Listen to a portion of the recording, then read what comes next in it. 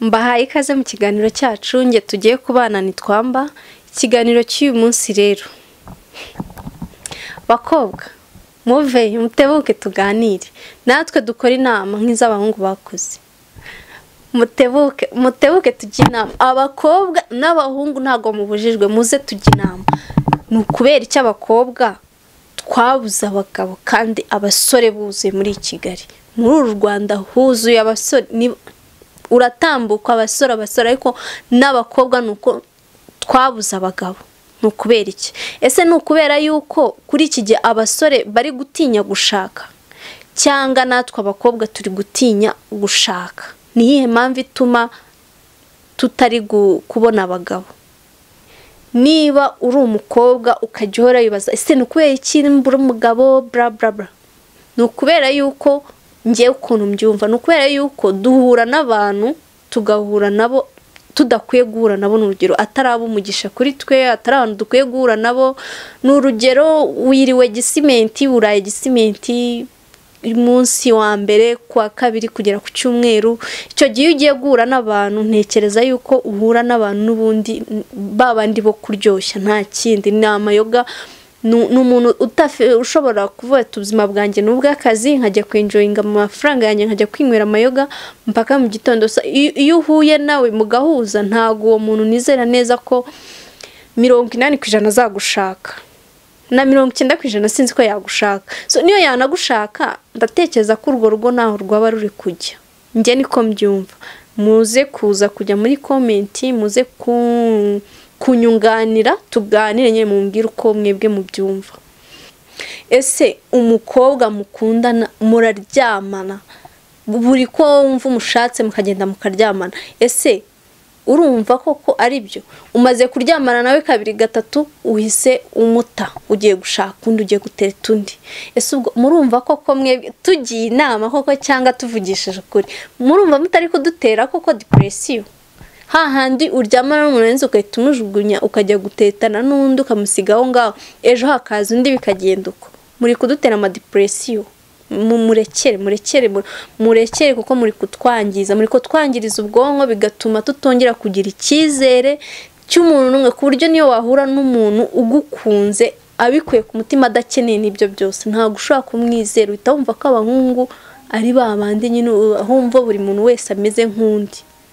Rero nimwe muri kudutera depression, mugatuma natwe dutangira kugira gute, kujya muri ayo mayoga, cyangwa se tugatangira natwe gutendeka, ukavuga ati okay, uyu yabikoze gutya n'uyu yabikoze gutya, reka nanjye mbigenze uko. So niba mukeneye abagore, murekere gufatafata, muba abanyakuri, muba abantu bavugisha ukuri kandi binyangamugaye. Murekere kugendamo.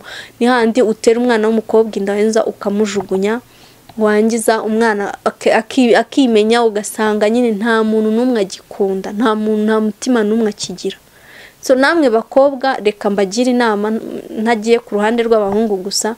Nawe mukobwa, niba ukeneye gushaka, tangira wiyiteho, umenye ngo niba umuhungu anjyana mu kabari kwa mbere kugera ku cyumweru, ese iyo unywa izo nzoga guhera kwa mbere kugera ku cyumweru, uruhu rwawe rutangira kwangirika, utangira gusa nyine n'umunywa nzoga, kuryo uhura n'umuntu akavuga uriya muntu arasa n'inzoga koko.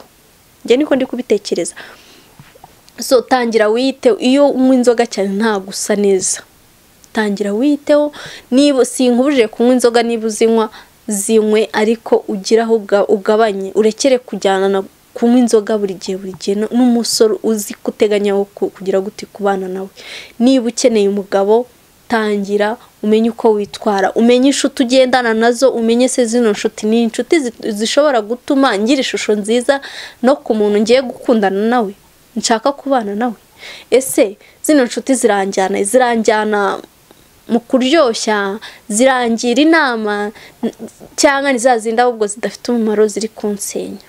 Kuko rega niyo umuhungu agiye kugutereta akareba inshuti zawe ukuntu zimeze, akenshi areba ishusho y'inshuti zawe akabona ko nawe ari kumeze kandi wenda atari nakumeze.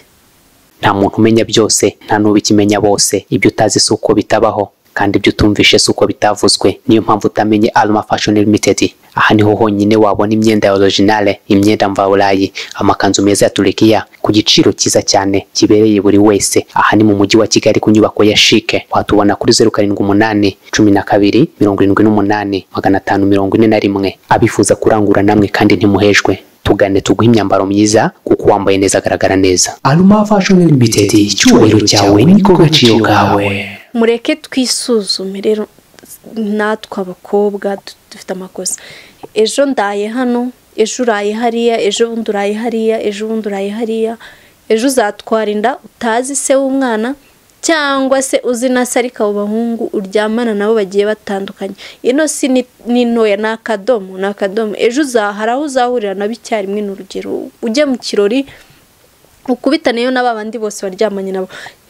Ntago ari byo, ntibikwiye. Uzakuramo sida ukuremo cyangwa inda, uwo mwana ugiye kubyara azavukira muri iyo si yawe imeze uko nguko. Uri kwangiza ejo hazaza h'umwana, uri kwangiza ejo hazaza hawe.